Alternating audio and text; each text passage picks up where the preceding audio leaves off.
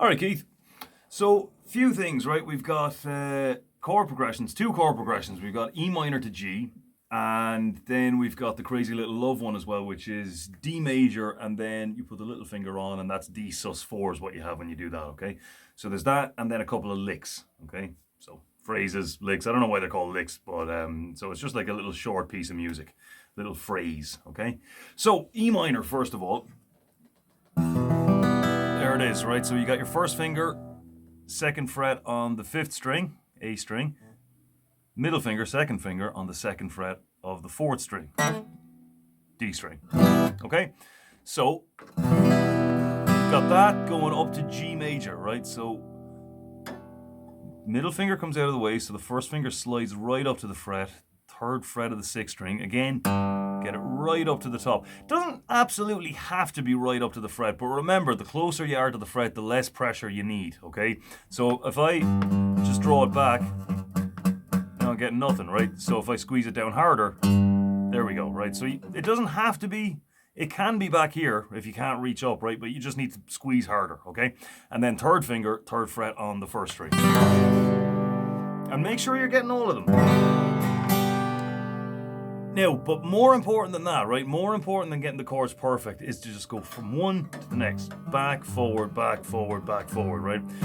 Have a look at a song called About a Girl by Nirvana, okay? Just for those two chords, right? And that's how it's done. It's sort of just back, forward, over and over and over and over again, right? So, don't just do it twice. Do it 20 times. You know what I mean? Loads. Back, forward, again and again and again and again. You can't do it enough, okay? You definitely can't do it too much. So you can just do one strum each just to get the change down. And then if you want to make it a bit more interesting, add a rhythm to it, right? So just 4 beats each, right? That's usually how rhythm is done, right? Not always, but it usually comes in 4s, okay? So 1, 2, 3, 4, 1, 2, 3, 4, 1, 2, 3, 4, 1. And you see the way I'm changing on the 4th beat, not after it, right? Because I don't want to change the chord when I need it, then it's too late. I need to change the chord before I need it, because it's never going to take me no time at all to get to the next chord, right? Okay, so that's that. Next thing is Crazy Little Thing Called Love. 2, 3, 4, 1, 2, 3, 4, 1, 2, 3, 4. Right, so you've got your D major here, okay? Very important that you keep that third finger dead straight, okay? I'm just going to take the other ones away for a second. See that? It's got to be perpendicular to the fretboard, okay? So not slanted like this or anything like that. Now, let's say with D, right? You've got it straight up. See the way that's coming straight down onto the fretboard like that, like it's supposed to, but still getting that, right? Now, you see the way there's a little tiny bit of space between my third finger here and the third string, the G string, right? So if I just lift it up and put it closer, now still, you see the way it's still not touching the G string, right? About a millimeter between my finger now and the G string, but still straight up. Now it's just a little bit more out of the way, and there we go, okay? So little tiny adjustments like that will fix, okay? But don't get too hung up on them either. I know this getting that over and over again is really annoying, right? But if you just keep doing the chords, keep changing from one to the next over and over and over again, that sort of stuff kind of sorts itself out, mostly. Okay? So then,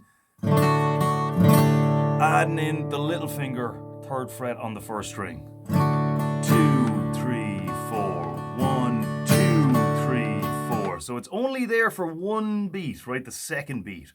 And then the second you even come up off of that second beat, it's back off again. 1, 2, and 3, 4. 1, 2, and 3,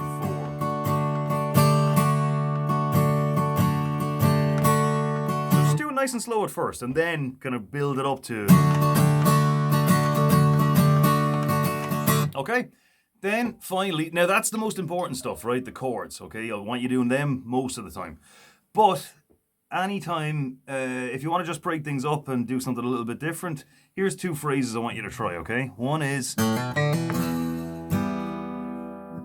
just that. So what we're doing there is, right, open A string, open 5th, and hammer on to the 2nd fret. Now remember, with a hammer on, you need to give yourself a bit of clearance then come down on the string hard and snappy, okay? Like that. Okay, if it's too soft, if it's too gentle, that happens, okay?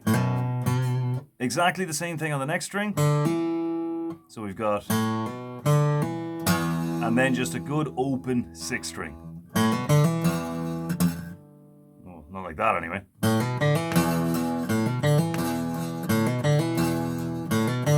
Yeah, see if you can put a little rhythm to it then. Then the other phrase is this one. Okay? So that is 3rd fret on the 1st string. Hit it, drag it off, pull off, okay?